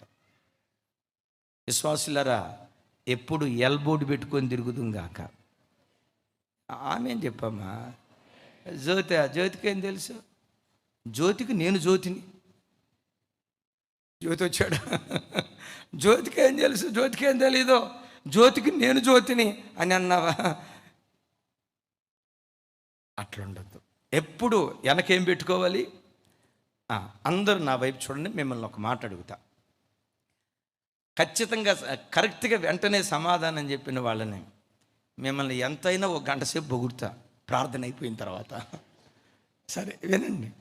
బైబిల్లో ఆదాము కుటుంబం నుంచి, తొల్లిటివాడైన ఆదాము కుటుంబం నుంచి క్రొత్త నిబంధనలో కూడా అకుల ప్రిస్కిల కొన్ని వందల కుటుంబాలు బైబిల్లో గ్రంథస్థం చేయబడ్డాయి కదా. బైబిల్ అంతటిలో ఏ కంప్లీట్ సక్సెస్ఫుల్ ఫ్యామిలీ మీకు తెలిసి ఏదైనా ఉంటే మీకు తెలిసిన పేరు చెప్పండి. ఎవరో తమ్ముడు నిలబడు తమ్ముడా. తమ్ముడికి అందరూ చప్పట్లు కొట్టండి అమ్మా. కూర్చో. A complete successful family. Jochebed, Amram. విచిత్రం చూడండి. అమ్రాము యోకెబెదుల కుటుంబంలో నుంచి 3 పిల్లలు బయటకు వచ్చారు. పెద్దవాడు ప్రధాన యాజకుడు, కుమార్తె ప్రవక్తి, చిన్నవాడు 6 లక్షల మంది ఇశ్రాయేలు ప్రజలను ఐగుప్తు దాస్యత్వం నుంచి విడిపించే మహా గొప్ప నాయకుడు. ఆ 3 ఆ తల్లి కడుపున పుట్టిన బిడ్డల్లో ఒక్కడు తాగుబోతోడు లేడు, ఒక్కడు తిరుగుబోతోడు లేడు, తండ్రి మీద కాలు దువ్వేవాడు లేడు, తల్లి మీద కాలు దువ్వే కుమార్తె లేదు. ఆ కుటుంబంలో పుట్టింది 3. ఆ 3ని గురించి చెప్పాలంటే జాతిరత్నాలు. ఆమెన్. గట్టిగా చెప్పండి. ఏ జాతికి? పరలోక రాజ్యం దాకా ఎందుకమ్మా, ఇక్కడే ఉందాం. ఇజ్రాయేలు జాతికి. ఇజ్రాయేలు జాతికైనా ఈ కాలంలో మనకు కూడా ఆ కుటుంబం ఒక జాతిరత్నం. పెద్దవాడు ప్రధాన యాజకుడు, మొట్టమొదటి ప్రధాన యాజకుడు. కుమార్తె ప్రవక్తి మిరియామి. దైవజనుడైన మోషే 430 సంవత్సరాల్లో ఏ ఇశ్రాయేలుడు చేయలేని ఒక అద్భుతమైన కార్యం మోషే ద్వారా జరిగించాడు. ఈ కుటుంబం ఎక్కడి నుంచి వచ్చి, ఈ పిల్లలు ఎక్కడి నుంచి వచ్చారో తెలుసా? అమ్రాము, యోకెబెదు. విలువైన మాట చెప్తాను. అమ్రాము అనగా అనుభవము లేనివాడు అని అర్థం. యోకెబెదు అనగా యెహోవా మహాత్మ్యము గలవాడు అని అర్థం. నాతో కలిసి చెప్పండి. అమ్రాము అనగా అనుభవము లేనివాడు, యోకెబెదు అనగా యెహోవా మహాత్మ్యము గలవాడు. చూడండి, దేవుని సన్నిధిలో ఒక తల్లిగా తండ్రిగా ప్రతి క్రైస్తవుడు, ప్రతి సేవకుడు ఒక అమ్రాములాగా బ్రతకాలి. నాకు ఏ అనుభవం లేదయ్యా, ఏ జ్ఞానం లేదయ్యా, ఏ తెలివి లేదయ్యా, ఈ సంఘాన్ని ఎట్లా నడిపించాలో నాకు తెలియదయ్యా, ఈ ప్రజలతో ఎట్లా మాట్లాడాలో నాకు తెలియదయ్యా, ఒక మంచి సేవకుడిగా నేను నిలవబట్టడానికి ఎట్లా జీవించాలో నాకు తెలియదయ్యా. అయ్యా, అనుభవం లేనివాడిని, తెలివి లేనివాడిని, జ్ఞానం లేనివాడిని, అనుభవం లేనివాడిని అని యేసయ్య పాదాల మీద సాగిలి పడితే యెహోవా మహాత్మ్యం సంఘంలో ఉదయించడానికి దేవుడు కృప చూపిస్తాడు. చెప్దాం, ప్రైజ్ ది లార్డ్. ఒక తల్లిగా ప్రభా నేను జీరో అని అన్నావా, హీరోగా దేవుడు నిలవబెడతాడు. దేవుని మహాత్మ్యం నీ ఇంటిలో, నీ వ్యక్తిగత జీవితంలో అది ప్రత్యక్షం కావాలి అంటే అపోస్తులైన పౌలు గారు అంటాడు కదా, నేనెప్పుడు బలహీనుడనో, సౌండ్ పెంచాలా, నేనెప్పుడు బలహీనుడనో, నేనెప్పుడు జీరో అవుతానో దేవుడు అప్పుడే నన్ను హీరోగా మారుస్తాడు. వాక్యం వింటున్న బిడ్డలారా, ఎప్పుడు జీవితంలో దేవుని పాదాల చెంత చేరి, దేవా ఏ అనుభవం నాకు లేదయ్యా, నేను ఏదో అధికుడిని చెప్పడానికి ఈ మాట చెప్పట్లేదు, కానీ ప్రసంగానికి వచ్చే ప్రతిసారి నాకు 20 సంవత్సరాల సేవ అనుభవం ఉంది. ఈ పనికి మాలిన ఆలోచన ఏనాడు నా మనసులో వచ్చినట్లుగా నాకు తెలియదు. ఎప్పుడు ప్రసంగ వేదిక దగ్గరికి వచ్చిన, దేవా నిలవబడినప్పుడు మీరు మాట అందిస్తేనే నేను మాట్లాడగలుగుతానయ్యా, నేనంత మాటకారిని కాదు అన్న సంగతి నాకు తెలుసు. అయినా ప్రజలు నా మాట వినటానికి మీ సన్నిధికి రావట్లేదయ్యా, మీరు మాట్లాడితే బ్రతుకుదామని ప్రజలు మీ దగ్గరకు వస్తున్నారయ్యా, మీరు మాట్లాడితే బ్రతుకు సరి చేసుకుందామని మీ దగ్గరకు వస్తున్నారయ్యా. నాకు ఏ అనుభవం లేదు. దేవుని మీద నువ్వు ఆధారపడితే మహాత్యము కలిగిన మహాదేవుడిగా నీ జీవితంలో ప్రత్యక్షమవుతాడు. ఆయన మహాత్యం ప్రత్యక్షమైతే యేసు నామం పేరిట నీ గర్భాన పుట్టినటువంటి పిల్లలను రాజులుగా దేవుడు ఆశీర్వదించును గాక, ఈ తరానికి ప్రవక్తలుగా దేవుడు నిలవబెట్టును గాక, నేను ఎప్పుడు చెప్తా కదా, పిల్లలు అయితే వాళ్ళు ప్రవక్తలన్నా కావాలి, వాళ్ళు పాలకులన్నా కావాలి. అయితే వాళ్ళు పాలకులన్నా రాజులన్నా కావాలి, లేదా యాజకులన్నా కావాలి. మన గర్భాలలో నుంచి, మన వంశ వృక్షంలో నుంచి విగ్రహారాధన సంతతి పుట్టుకు రాకుండునుగాక. త్రాగుబోతులు, వ్యభిచారులు, తిరుగుబాతులు, సంఘానికి అవమానాన్ని తెచ్చే బిడ్డలు, దేవుని నామానికి అవమానం తెచ్చే భక్తిహీనపు తరం మన సంఘంలో నుంచి, మన కుటుంబాల్లో నుంచి రాకుండా కృపగల దేవుడు తన మహాత్యాన్ని మన ఒక్కొక్కరి పట్ల చూపినట్లు చప్పలు కొడుతూ స్తోత్రాలు చెప్దాం. గట్టిగా చప్పలు కొడుతూ హల్లెలూయా. రైట్. మూడవది బహు కాస్ట్లీ వర్డ్, చాలా ఖరీదైన మాట. బాగా వింటున్నారు. పెద్ద కుటుంబం పాడు కాకుండా ఉండాలన్నా, చిన్న కుటుంబాలు చీలిపోకుండా ఉండాలన్నా, దైవ సన్నిధికి వచ్చిన ప్రతివాడు తన్ను తాను దిద్దుబాటు చేసుకోవాలి. నంబర్ 1. నంబర్ 2, దేవుని బలం మీద ఆధారపడాలి, తన బలం మీద ఆధారపడకూడదు. అందుకనే ఒక్క మాట చెప్పి నేను ముందుకెళ్తా. తల్లి నా వైపు చూడండి. నెలలో కనీసం ఒక్క రోజైనా,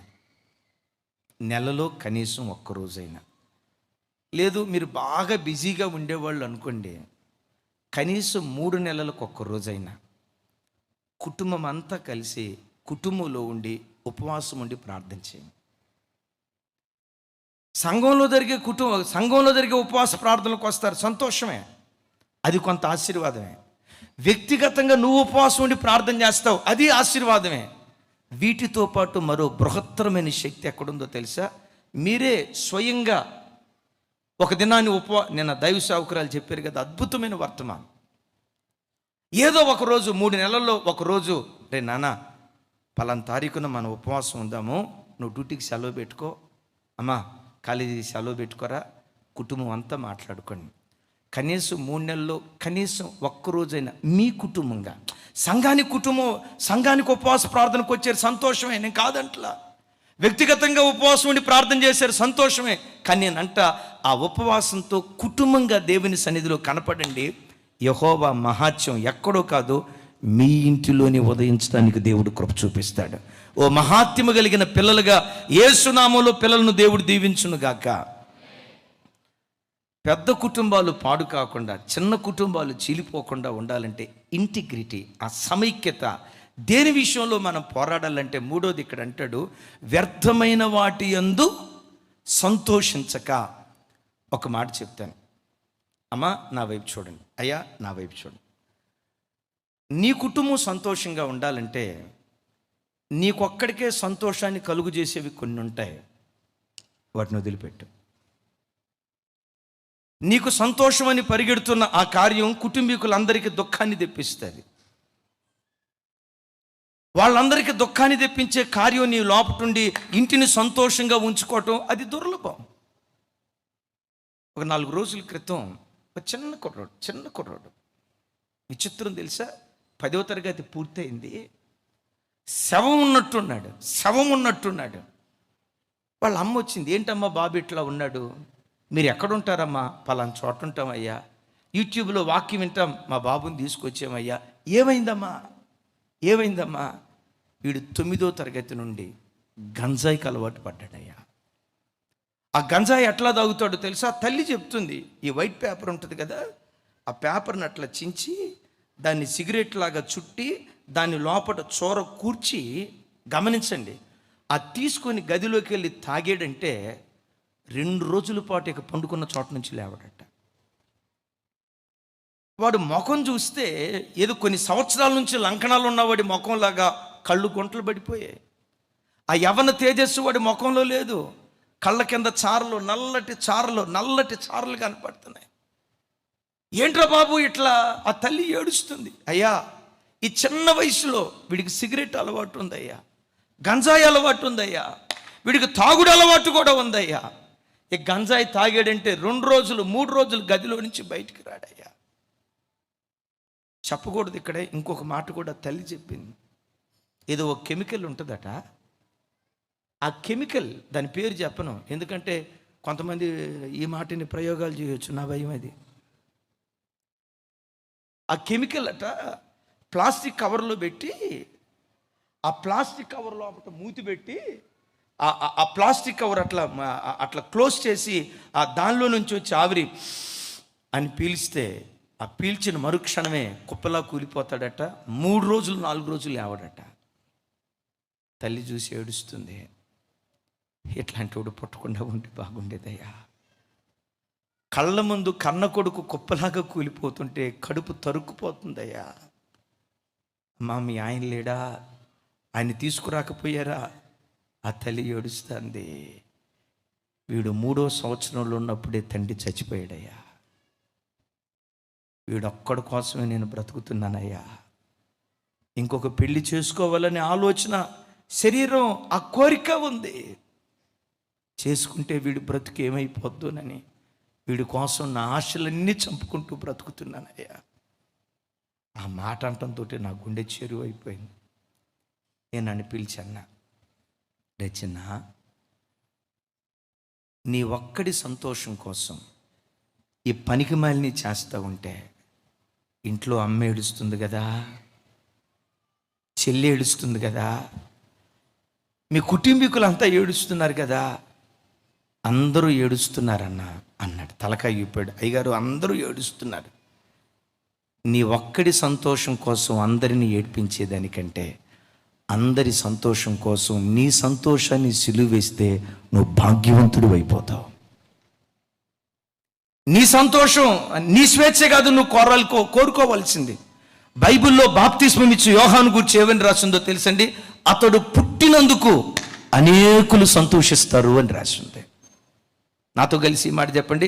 అతని పుట్టుక, సౌండ్ పెంచండి కొంచెం పెద్దగా, అతని పుట్టుక అనేకులకు, కొంచెం పెద్దగా, అనేకులుగా. అదే తర్వాత అమ్మా, అనేకులకు సంతోషాన్ని కలుగు చేసింది. తల్లి, నా వైపు చూడు. గుండెల మీద చేసుకొని, నిన్ను బట్టి నీ భర్త సంతోషంగా ఉన్నాడా? అయ్యలారా, పురుషులారా, నిన్ను బట్టి నీ కడుపును పుట్టిన బిడ్డలు, ఇలాంటి మంచి తండ్రి కడుపును పుట్టడం దేవుడు మాకు ఇచ్చిన భాగ్యం. ఛాతి మీద చెయ్యేసుకొని రొమ్ము విరిచి ఇలాంటి తండ్రి కడుపున పుట్టడం దేవుడు నాకు ఇచ్చిన భాగ్యం అని నీ కడుపును పుట్టిన బిడ్డలు నిన్ను గూర్చి మాట్లాడుతున్నారా? ఎవరి బిడ్డలారా, మిమ్మల్ని కన్నటువంటి తల్లిదండ్రులు మిమ్మల్ని చూసి ఇలాంటి సుబుద్ధి కలిగిన కూతురు నా కడుపును పుట్టడం, ఇది దేవుడు నాకు ఇచ్చిన వరం. ఇలాంటి వినయ విధేయతలు కలిగిన కొడుకు, తల్లిదండ్రులను చక్కగా గమనించుకునే నమ్మకమైన కొడుకు దేవుడు మాకివ్వటం, ఇది దేవుడు మాకిచ్చిన భాగ్యమని కన్న గర్భం నిన్ను గూర్చి గంతులు వేస్తుందా, ఏడుస్తుందా? నవమాసాలు మోసి కని పెంచి పెద్ద చేసిన ఆ తల్లి నీ మంచి గుణగణాలు చూసి ఆ తల్లి గంతులు వేస్తూ ఆనందిస్తుందా? రొమ్ము కొట్టుకుంటూ ఎలాంటి వాడిని ఎందుకు కన్నానా, ఇలాంటి దాన్ని ఎందుకు కన్నానని గుండెలు బాదుకుంటూ ఏడుస్తుందా? క్రైస్తవ్యం అంటే నీ ఇష్టాన్ని నెరవేర్చుకోవటం కాదు, నీ ఇష్టాన్ని చంపుకొని దేవుని చిత్తాన్ని నెరవేర్చటమే క్రైస్తవ్యం. ఒక్కళ్ళు కూడా గట్టిగా చెప్పలా. ఏం చెప్పానమ్మా? నీ ఇష్టాన్ని చంపుకొని, నాకు కొన్ని ఇష్టాలు ఉన్నాయి, నీకు కొన్ని ఇష్టాలు ఉంటాయి. ఏ క్రైస్తవుడు తన బ్రతుకులో, అందరూ నా వైపు చూడండి, ఏ క్రైస్తవుడు తన బ్రతుకులో నా జీవితం నా ఇష్టం అని అన్నాడా, వాడు క్రైస్తవుడు కాదు. నా జీవితం దేవుని ఇష్టం, నా జీవితం దేవుని చిత్తం. జీవితం నాదై ఉండొచ్చు, నా జీవితంలో దేవుని చిత్తమే సిద్ధించుగాక. యెషయా గ్రంథంలో చక్కటి మాట. ఆ మాట చదువుకున్న తర్వాత కాస్త నాకు నవ్వు అనిపించింది. అరే, దేవుడు బలి రాయించాడు కదా కూడా అనిపించింది. ఏంటో ఆ మాట చూడండి ఒకసారి. యెషయా గ్రంథం రైట్ 56:4 నాతో కలిసి చెప్పండి. నేను నియమించిన విశ్రాంతి దినములను ఆచరించుచు, అందరూ గట్టిగా ఇక్కడ చెప్పండి, నాకిష్టమైన వాటిని కోరుకొనుచు. కొంచెం గట్టిగా ఆ మాట చెప్పండి. ఇంకొకసారి పెద్దగా. ఏ వ్యక్తి అయినా దేన్ని కోరుకుంటాడు?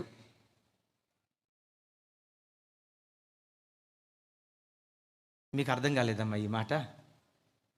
ఏం అర్థమైంది చెప్పండి తల్లి.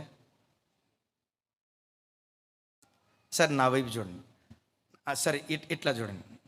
నాకిష్టమైన వాటిని నీవు కోరుకోవాలి. చెప్పండి చెప్పండి. నాకిష్టమైన వాటిని నీవు కోరుకోవాలి. సహజంగా ఏ వ్యక్తి అయినా దేన్ని కోరుకుంటాడు? తాను ఇష్టపడిన దాన్ని కోరుకుంటాడు. కానీ క్రైస్తవం ఏంటో తెలుసా? దేవుడు ఇష్టపడిన దాన్ని క్రైస్తవుడు కోరుకోవాలి. అదే నిజమైన క్రైస్తవ్యం. నీ చిత్తం సిలువేయబడాలి. బిడ్లరా, కుటుంబంలో నా జీవితం నా ఇష్టం, నేను ఎట్లా బ్రతకాలనుకుంటున్నానో అట్లా బ్రతుకుతాను. అత్త కోసం నేనేదో మారను, కోడల కోసం నేనేదో మారను, నా భార్య కోసం నేనేదో మారను, నా భర్త కోసం నేనేదో మారను, నా జీవితం నా ఇష్టమే అన్నావా, గొప్ప కుటుంబాలు పాడైపోతాయి, చిన్న కుటుంబాలు చీలిపోతాయి. ఈ కాలంలో చదువుకునే పిల్లలు, హైటెక్ యుగంలో ఉండే పిల్లలు ఎట్లా ఉంటారో చెప్తా. నా స్నేహితుడు ఒకడు ఉన్నాడు, పేరు చెప్పలేను, లైవ్ వెళ్తుంది కాబట్టి. ఆడు పెళ్లి చూపులకు వెళ్ళాడు. విచిత్రం తెలుసా? ఎక్కడో తెలుసా? మన కుక్కడపల్లిలోనే. మేమిద్దరం రూమ్మేట్స్. పెళ్లి చూపులకు వెళ్ళేటప్పుడు ఇట్లా పెళ్లి చూపులకు వెళ్తున్నానయ్యా, ప్రార్థన చేయి అన్నాడు. వెళ్ళొచ్చాడు. ఏమైంది అన్న. పెళ్లి చూపులకు వెళ్ళాను, అమ్మాయి నన్ను చూసింది, అమ్మాయి తరపు వాళ్ళకి నేను నచ్చాను, వాళ్ళ మధ్యలో నుంచి అమ్మాయి లేచి వాళ్ళందరి మధ్యలో నన్ను పట్టుకొని ఒక్క 5 నిమిషాలు ప్రైవేటుగా మీతో మాట్లాడాలి అంది. నా గుండె జారిపోయింది. నేను ఆడపిల్లలంటేనే గడగడ వణికే ఉండరా, మీకు తెలుసో. ఎప్పుడైతే ఆ మాట అందో, ప్రైవేటుగా మాట్లాడాలని అంటంతో మా అమ్మోళ్ళు తేలమొఖం వేసి అట్టా చూశారు. వాళ్ళ అమ్మోళ్ళు, హైదరాబాద్లో ఇది కామన్, మాట్లాడుకోండి, ఒకరి ఇష్టాలు తెలుసుకోండి అని ఏం చెప్పారంట. సరే, ఆ అమ్మాయి వెళ్తూ ఉంటే కసాయి అని ఎదుట గొర్రె పిల్లలు నడుచుకుంటా వెళ్తున్నట్టు వీడు తలకాయ ఉంచి వెళ్ళాడంట. ఆ అమ్మాయి, నేను నిన్ను పెళ్లి చేసుకో, ఇట్లాగే ప్యాంట్ వేసింది. అది ప్యాంటు అదేదో మరి నా సరిగా అడగలేదు, కానీ అది జీన్ ప్యాంటో ఏం ప్యాంటో అవన్నీ అడగలేదు, కానీ ఇట్లాగే చేతులు పెట్టుకొని, నేను నిన్ను పెళ్లి చేసుకోవాలంటే నన్నుగా ఇష్టపడేవాడు నాకు భర్త కావాలా. ఈ కాలంలో డైలాగ్ ఏంటంటే ఇదే సినిమా డైలాగ్. నన్నుగా ఇష్టపడేవాడు నాకు భర్త కావాలా. నువ్వు కోరుకున్నట్టుగా నేను ఉండను. సరే అమ్మా, నీ ఇష్టాన్ని నేనెందుకు కాదంటాను, నీ ఇష్టం ఏంటో చెప్పు, చేద్దాము అని అన్నాడంట. ఆ అమ్మాయి ఏందంట, మొట్టమొదట నీకు చెప్పకుండా నేను సినిమాకి వెళ్తా, ఏ సినిమాకి వెళ్ళాను, ఎవరితో వెళ్ళాను, ఇట్లాంటివి నువ్వు అడగకూడదు. సరే, సినిమాకి ఇది ఉండే అలవాటే కదా. సరే, నాకు హైదరాబాద్లో 2 బాయ్ ఫ్రెండ్స్ ఉన్నారు. బాయ్ ఫ్రెండ్స్ అంటే నువ్వు ఇక్కడ పెడార్థాలు తీయొద్దు. బాయ్ ఫ్రెండ్స్ అంటే బాయ్ ఫ్రెండ్సే. మరి అదేంటో నాకు ఇంతవరకు అర్థం కాల. బాయ్ ఫ్రెండ్స్ అంటే బాయ్ ఫ్రెండ్సే. నా బాయ్ ఫ్రెండ్స్తో కలిసి అప్పుడప్పుడు క్లబ్కి, పబ్బులకి వెళ్తా. నువ్వు కూడా ఎవరితో వెళ్ళాలంటే వెళ్ళు, నాకేం ఇబ్బంది లేదు. చూడండి, తెగిడిసిన ప్రజలు, నువ్వు కూడా వెళ్ళాలనుకుంటే వెళ్ళు. నాకు 2 బాయ్ ఫ్రెండ్స్ ఉన్నారు, వాళ్ళతో కలిసి సినిమాకే వెళ్తాను, పబ్కే వెళ్తాను, నన్ను అడగకూడదు. వీడికి పైప్యాణం పైనే పోయేటట్టు అయిపోయింది. ఏమిరా ఇట్ట మాట్లాడుతుంది అని చెప్పి, నేను సాఫ్ట్వేర్ ఎంప్లాయీని, నా జీతం నాదే.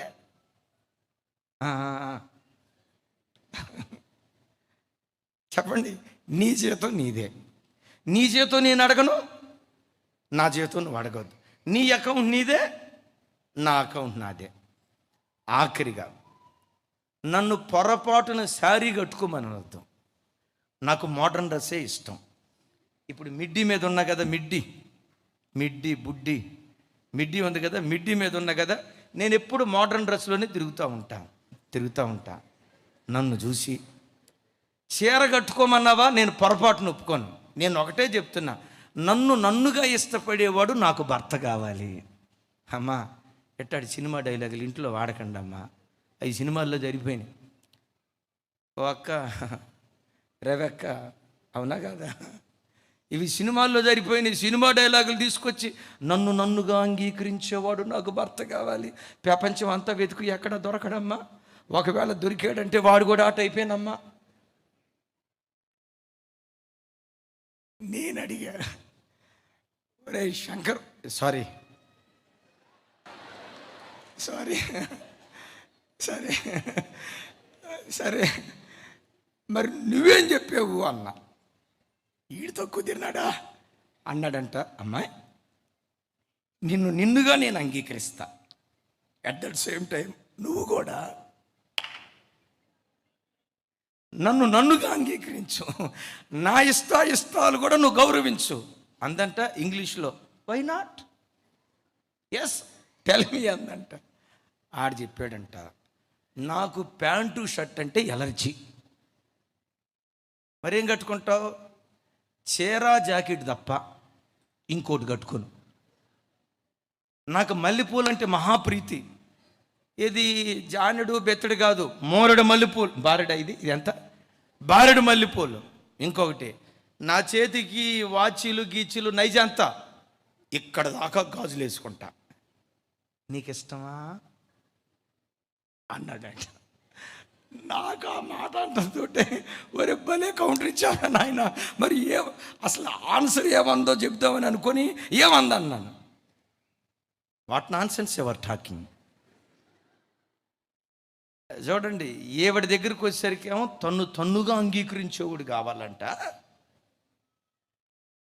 నీవుగా బ్రతికితే కుటుంబాలు కట్టబడవు. నీవెలా బ్రతకాలనుకుంటావో నీవులాగా జీవిస్తే కుటుంబాలు కట్టబడవు.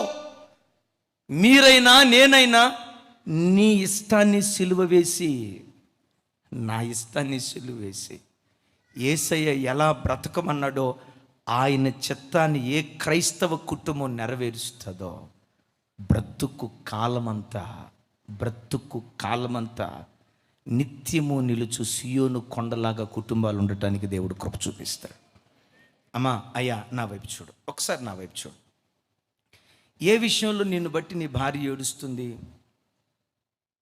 నిజంగా అది దిద్దుబాటు చేసుకోవాల్సిన తప్పైతే రైట్ నౌ, ఇప్పుడే దిద్దుబాటు చేసుకో.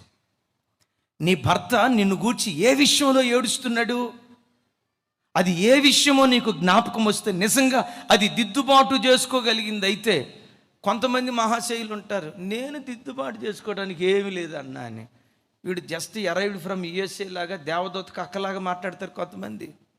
ఇదొక దయ్యపాత్మ. వాళ్ళు నీతిమంతులు. బైబిల్లో ఒక చోట ఏమని రాసి ఉంటుందంటేనమ్మా, తమ దృష్టికి తాము నీతిమంతులై తమ మాలిన్యము నుండి కడగబడని తరం ఒకటి కలదు అని రాసి ఉంటుంది. చెప్పండి. తమ దృష్టికి తాము, అక్కని అడిగితే అన్న మా వంశం అంతా గాబ్రియేలు మిఖాయేలు అన్న, యేసు ప్రభు వంశావళన్న మాది అన్నమ్మ దేవదత్త అంత ఎప్పుడన్నా అంటే మనోడు ఊరుకోడు కదా. రైట్, హల్లెలూయా. సరే చూడండి, ఎప్పుడు బిడ్డలరా వాక్యం వింటున్న మన బ్రతుకులో ఒక తండ్రిగా నిన్ను గూర్చి ఎక్కడ పిల్లలు ఏడుస్తున్నారు, ఒక తండ్రిగా నిన్ను బట్టి పిల్లలు ఎక్కడ దుఃఖపడుతున్నారు. డెఫినెట్గా ప్రతి ఒక్కరిలో ఏదో ఒక లోపం ఉంది. తల్లిదండ్రులుగా ఏ విషయమే నిన్ను గూర్చి రోధిస్తున్నారు. నీ ఇష్టాన్ని నువ్వు నెరవేర్చుకోకుండా ఆయనకి ఇష్టమైన వాటిని కోరుకుంటూ మనం బ్రతికేవారిగా ఉంటే లోకంలో ఎన్ని కుటుంబాలు కూలిపోతున్నా నీ కుటుంబం మాత్రం ఏ తరములోనైనా రోల్ మోడల్గా ఉండేటట్లు దేవుడు కృప చూపించునుగాక. గట్టిగా చెప్తాం ఆమేన్. ఆఖరి మాట చెప్తాను, ఒక కుటుంబం కూలిపోకుండా ఉండాలంటే ఆ కుటుంబానికి పునాది నీతి విలువలై ఉండాలి. బాగా ఈ మాట వినండి. నీతి విలువలు, వాల్యూస్, నీతి విలువ కలిగిన కుటుంబంగా ప్రతి కుటుంబం ఉండాలి. ఆ కుటుంబం యొక్క పునాది నీతి విలువలు కలిగిన కుటుంబంగా. అబద్ధమా? మంచి నీళ్లు దాగినంత తేలిగా అబద్ధం ఆడతారు కొంతమంది. బూతు మాటలు మాట్లాడటమా? భోజనం చేసినంత తేలిగ్గా బూతు మాటలు మాట్లాడతారు.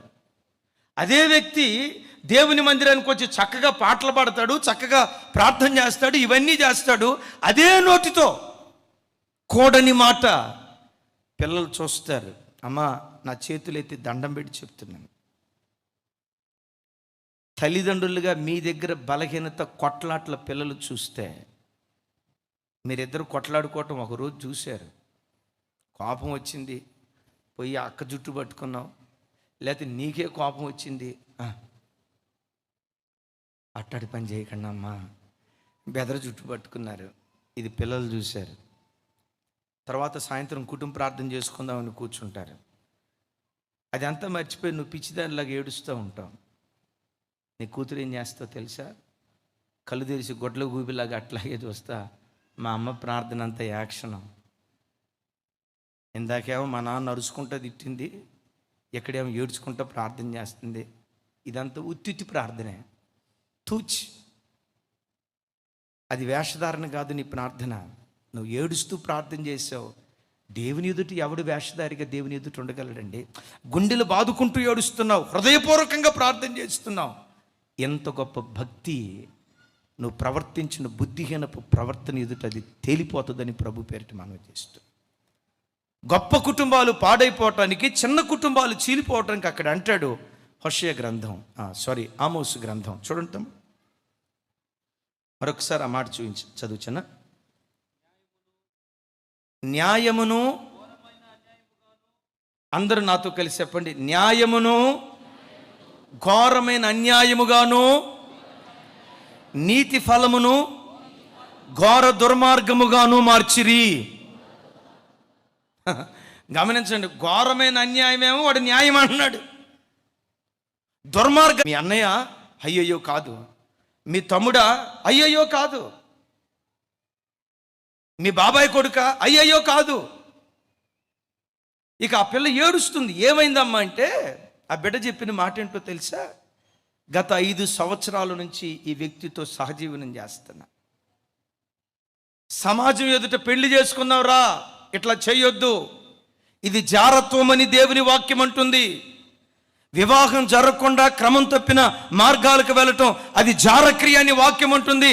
ఇలాంటిది కూడదు అని అంటే వాడు చెప్పాడంట, పిచ్చిదానే, మన పెళ్ళి ఎవరు లాంటి పెళ్ళి అనుకున్నావు? అవ్వ ఆదాములు లాంటి పెళ్ళి. అవ్వ ఆదాముల పెళ్ళికి సంఘ పెద్దలు ఏమైనా వచ్చారా? పాస్టర్ గారు ఏమైనా వచ్చాడా? అమ్మ వచ్చారా? మీరు ఏమైనా చూసారా? సంఘ పెద్దలు ఏమైనా వచ్చారా? రాలా. పాస్టర్ గారు వచ్చారా? రాలా. ఆ కీబోర్డ్ కొట్టేవాళ్ళు వచ్చారా? రాలా. ఎవరు రాలా.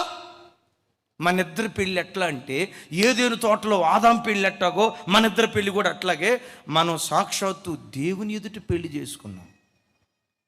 వీడు ఘోరమైన దుర్మార్గాన్ని న్యాయానికి మార్చాడు. చెప్పకూడదు. సంఘాన్ని నడిపించే అక్కడ కట్ చేశా. సంఘానికి వచ్చే 2 వెధవరండ్రు, భార్య సంఘ బిడ్డలంతా అల్లాడిపోతా, అయ్యా ఇది పవిత్రమైన దేవుని మందిరం. మనోడు అన్నాడంట, వెధవరాలను చారదీయాలని బైబిల్లో రాయబడలేదా? ఎవడికి వాడు సొంత బైబిల్ రాసుకొని, ఎవడికి వాడు సొంత నీతిని స్థాపించి, ఎవడికి వాడు సొంత సిద్ధాంతాలు పెట్టుకొని దేవుని నీతిని ప్రక్కన పెడతా ఉన్నారు. అందుకని ఆమోసు గ్రంథంలో ఒక మాట రాసి ఉంటారు, చూడండి ఆ మాట. 5వ అధ్యాయం 7వ వచనం.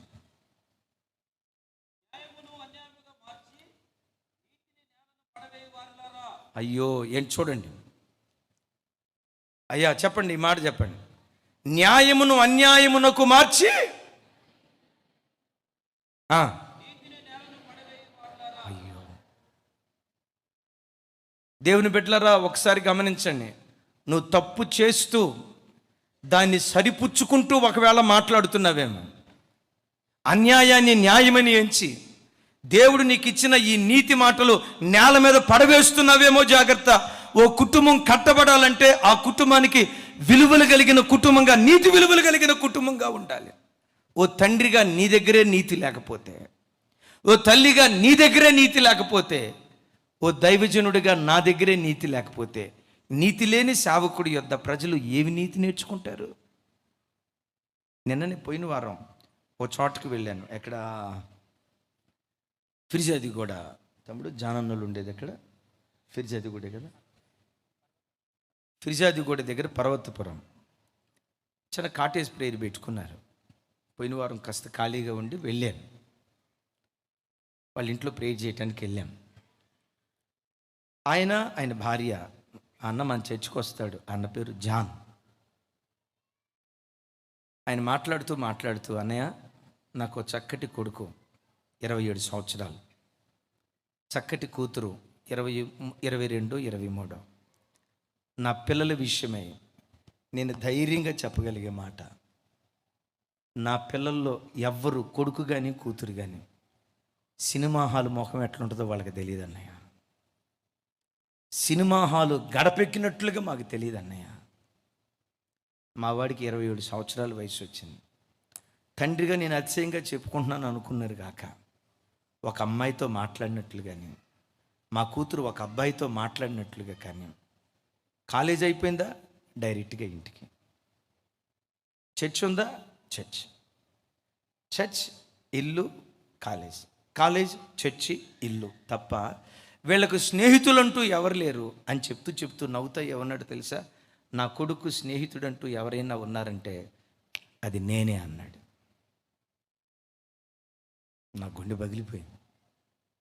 నా కొడుకంటూ స్నేహితుడు ఎవరైనా ఉన్నారంటే అది నేనే. నా కూతురికంటూ స్నేహితులు ఎవరైనా ఉన్నారంటే నా భార్య భర్త, మేమిద్దరం.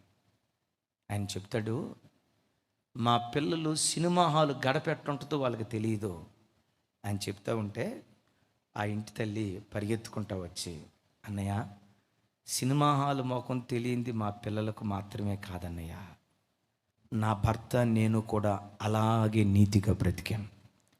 ఆ నీతి పునాదుల మీద నీతి కలిగిన పిల్లలు పుట్టుకొచ్చారు. రాజు చెప్పారా? మీరు వచ్చారు. చూడండి, సినిమా హాల్ గడపెట్టుండదో నా పిల్లలకి తెలియదు అన్నయ్య. భార్య చెప్తుంది, మా పిల్లలే కాదన్నయ్య, ఆ నీతి విలువల్లో మేము పెరిగాం కాబట్టి మా పిల్లలు పెరగటానికి దేవుడు కృప చూపించాడు. నా కూతురికి కొడుకు స్నేహితులు ఎవరైనా ఉన్నారంటే, బిడ్డలరా ఒక మాట అడుగుతా, మీ ఇంట్లో మీకు మీ పిల్లలకు ఇలాంటి స్నేహపూరితమైన వాతావరణం ఉందా? అత్తను ఒక తల్లిలాగా ఎంచి, కోడలను ఒక కూతురులాగా ఎంచి, మామను ఒక తండ్రిలాగా ఎంచి, అల్లుడిని ఒక కొడుకులాగా ఎంచి, ప్రేమపూర్వకంగా కూర్చొని సంతోషంగా కొడుకు తండ్రి కూతురు సంతోషంగా కూర్చొని మాట్లాడే ఆ దైవికమైన వాతావరణం ఇంట్లో ఉందా? నా పిల్లలు ఏనాడు సినిమా హాల్ ముఖం చూడలేదన్నయ్య. చెప్తూ అన్నాడు, చివరికి మా ఇంట్లో టీవీ కూడా లేదన్నయ్య. వాక్యం వింటే సెల్ ఫోన్లో వింటాం. సెల్ ఫోన్లో వాక్యం వినేటప్పుడే దాన్ని వాడతాం, కానీ తతిమ సమయంలో వాడమన్నయ్య. బిడ్డలరా, కొంతమంది నీతిని నేల మీద పడేశారట, చీలిపోతున్నాయి. న్యాయాన్ని అన్యాయంగా మార్చారట, గొప్ప కుటుంబాలు సంఘాలు చీలిపోతున్నాయి. చిన్న కుటుంబాలు చిన్నాభిన్నమైపోతున్నాయి. యేసు నామంలో నీ కుటుంబాలు అలా కాకుండునుగాక. మరి అలా కాకుండా ఉండాలంటే మన కుటుంబాలు ఎట్లా ఉండాలి? ముగింపు మాట చెప్పి నేను ప్రార్థన చేస్తాను. చూడండి, ఆమోసు గ్రంథం 5వ అధ్యాయం 7వ వచనం, 27వ వచనం, సారీ చిన్న 27 చదువు. సారీ చిన్న, నేను తప్పు చెప్పాను, ఒక్క నిమిషం.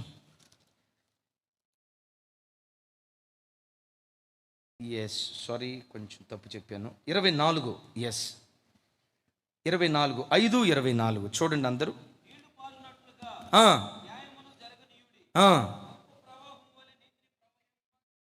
చప్పలు కొడుతూ దేవునికి స్తోత్రాలు చెప్దాం. మన ఇళ్లల్లో మన సంఘాలలో యేసునామం పేరిటిది జరుగును గాక. ఏం జరగాలని దేవుడు కోరుకుంటున్నాడు? అందరూ కొంచెం పెద్దగా, ఇక ముగింపు మాట, ఇక మనం ముగించుకోబోతున్నాం. అందరూ కొంచెం స్వరం పెంచి, నీళ్లు పారినట్లు న్యాయమును ఇంటిలో ప్రవహింపనీయుడి, గొప్ప ప్రవాహము వలె నీతి మన ఇంటిలో ప్రవహించును గాక. గమనించండి, నీళ్ళు అట్లా వలకబోస్తే ఎట్లా ప్రవహిస్తూ వెళ్ళిపోతాయో, వరదకు నీరు ఎలా ప్రవాహంలాగా కొట్టుకొని వస్తుందో, ప్రతి ఇంటిలో నీతి న్యాయం, నీతి విలువలు ఒక ఇంటిలో ప్రవాహంలాగా ప్రవహిస్తూ ఉంటే, మీకు తెలుసా, నీతిని దేవుడు నీ లోపట చూస్తే, బైబిల్లో రాయబడి ఉంటుంది, నీతిమంతుల తలల మీదకి ఆశీర్వాదము వచ్చును అని రాసి ఉంటుంది. ఆశీర్వాదం కోసం నువ్వు పరిగెత్తాల్సిన అవసరంలా. ఎందుకో తెలుసా, ఆశీర్వాదానికి వారసులుగా ఉండటానికి దేవుడు మనల్ని పిలిచాడు. ఆశీర్వదించబడటానికి కాదు, ఆ ఆశీర్వాదానికే మనం వారసులం. నువ్వు నీతిగా బ్రతికితే ఆశీర్వాదం కోసం నువ్వు పరిగెత్తడం కాదు, ఆ ఆశీర్వాదమే పరిగెత్తుకుంటూ నీ తల మీద నిలవబట్టడానికి దేవుడు కృప చూపిస్తాడు. గట్టిగా చెప్దాం ఆమేన్. అంతేనా? పరిశుద్ధ గ్రంథమైన బైబిల్లో రాయబడి ఉంది, నీతిమంతుడు 7 మార్లు పడిపోయినా మరలా తిరిగి లెగుస్తాడు. ఒకవేళ జీవిత పోరాటంలో మంచి వ్యాపారం చేయాలనుకొని కొన్ని ఒడిదుడుకులు ఎదురై 7 సార్లు నష్టపోయినా 8వ లేవనెత్తుతాడు ఆకాశమంత ఎత్తుకి. నీ ఊహకు మించిన కార్యాలు దేవుడు జరిగిస్తాడు. ఒకవేళ వ్యాపారంలో నష్టపోయావేమో, ఒకప్పుడు బాగా జరిగే వ్యాపారం ఈ కోవిడ్ వల్ల మరో కారణం వల్ల చితికిపోయి అయ్యో నా పరిస్థితి ఏంటని ఒకవేళ నువ్వు అల్లాడిపోతున్నావేమో, ఒక శుభవార్త చెప్తాను. నీ దేవుడు ఎవరో తెలుసా? 7 మార్లు నువ్వు పడిపోయినా 8వ లేవనెత్తి 7 మార్లు పడిపోయిన నష్టాన్ని ఒక్క కార్యంతో దేవుడు భర్తీ చేయగలుగుతాడు. చప్పట్లు కొడుతూ ప్రభుకు స్తోత్రాలు చెప్తాం. అయితే దేవుడు నీలో చూడాల్సింది, నీతి నీరులాగా నీ ఇంటిలో ప్రవహించునుగాక, న్యాయము నీ ఇంటిలో ఏరులాగా ప్రవహించునుగాక, యేసు నామములో అది ప్రవహించునుగాక. గట్టిగా చెప్తాం ఆమేన్. మరలా ఇక్కడ ఒక మాట చెప్తాను, మన న్యాయం ఎట్టుంటుందో చెప్తా. అమ్మా కూతురి దగ్గరికి వెళ్ళావు, కాపురం ఎట్టుందమ్మా, అల్లుడు ఎట్టున్నాడమ్మా? మా అల్లుడు బంగారం అయ్యా, మా కూతురు కాపురం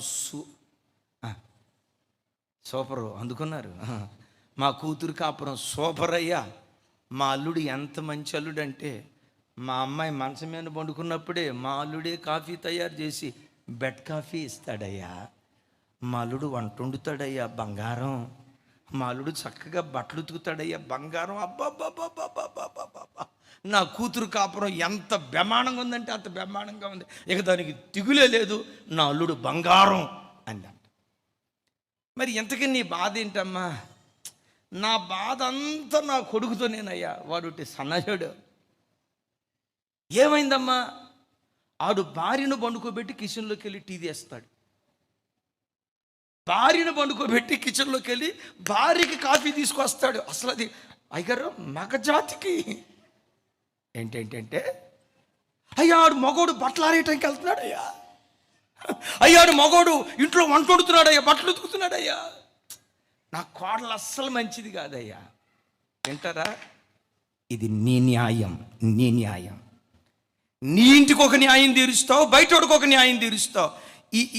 ఈ భయంకరమైన దురాత్మ బిడ్డలారా ప్రతి ఒక్కడిని ఆవరిస్తుంది. న్యాయాన్ని అన్యాయానికి మారుస్తున్నారు, అన్యాయాన్ని న్యాయానికి మారుస్తున్నారు. నా దేవుడు ఏం కోరుకుంటున్నాడో తెలుసా? నీతి న్యాయాలు నీ ఇంటిలో ప్రవాహములాగా ప్రవహించునుగాక. నీతి ఒక్కటి దేవుడు నీ లోపల చూస్తే, బైబిల్లో మనందరికీ బాగా సుపరిచితమైన మాట, ప్రతి క్రైస్తవుడు ఎరిగిన మాట. దావీదు గారు అంటాడు, నేను చిన్నవాడనై ఉన్నప్పుడు చూసా నీతిమంతుని, చిన్నవాడనై ఉన్నప్పుడు చూసా నీతిమంతుల కుటుంబాన్ని. ఇప్పుడు నేను ముసలివాడిని అయ్యా, ముసలివాడిని అయిన తర్వాత కూడా నీతిమంతుల్ని నేను చూస్తున్నా. ఏం చూస్తున్నావయ్యా నువ్వు నీతిమంతుల్ని? ఏమంటాడు తెలుసా? నీతిమంతుడు విడవబడుట కానీ వారి పిల్లలు భిక్షమెత్తుకొనుట కానీ నేను చూడలేదయ్యా. వాళ్ళు దయాళురై అనేకులు కప్పించేవాళ్ళుగా మారిపోతారయ్యా. అమ్మా ఒక మాట చెప్తా తల్లి, నువ్వేమి సంపాదించుకోకపోయినా నీతియుక్తమైన జీవితాన్ని సంపాదించుకో. నీ బ్రతుకు కాలంలో కన్న బిడ్డలు ఒకవేళ నిన్ను విడిచిపెట్టినా నీ నీతిని బట్టి నా దేవుడు విడిచిపెట్టడం. నువ్వు చనిపోయిన తర్వాత నువ్వు బ్రతికిన నీతియుక్తమైన బ్రతుకుందే, నీవు బ్రతికిన భక్తిని దేవుడు గుర్తుకు తెచ్చుకొని నీ పిల్లల చేయి పెట్టుకుంటాడు. నీ పిల్లలు బిచ్చిపోళ్ళు కారు, నీ పిల్లలు భిక్షమెత్తుకునే వాళ్ళు కారు, నీ పిల్లలు అడుక్కునే స్థితి వాళ్ళకి ఎవరో. దేవుడు ఏం చేస్తాడో తెలుసా? వాళ్ళే దయాళురై అనేకులకు వెదజల్లే వారిగా దేవుడు వాళ్ళను మారుస్తాడు. అలా దేవుడు చేయునుగాక. ముగిస్తున్నాను. పెద్ద కుటుంబాలు పాడు కాకుండా, చిన్న కుటుంబాలు చీలిపోకుండా, పెద్ద కుటుంబం ఏది, చిన్న కుటుంబం ఏది? సో కుటుంబాలు పతనం కాకుండా ఉండాలంటే ఒక సైనికుడిలాగా మనం యుద్ధం చేయాలి. నిన్ను నీవు దిద్దుబాటు చేసుకునే ఈ విషయంలో యుద్ధం చేయాలి. దేవుని మీద ఆధారపడుతూ యుద్ధం చేయాలి. నీ ఇష్టాన్ని నెరవేర్చకుండా దేవుని ఇష్టాన్ని నెరవేరుస్తూ వ్యర్థమైన వాటిని బట్టి సంతోషించక జాగ్రత్త పడు. ఆఖరికి నీ ఇల్లు నీతి పునాదుల మీద నీవు నీతి కలిగిన వాడవై స్థాపించబడదువు అని రాసి ఉంటుంది కదా. ఆ నీతి విలువల మీద కుటుంబాన్ని కట్టుకునేటట్లుగా మనం బ్రతికితే మన ఇల్లు, మన కాపురాలు, మన సంఘాలు నిత్యము నిలిచే సియోను కొండలాగా దేవుడు ఆశీర్వదించునుగాక.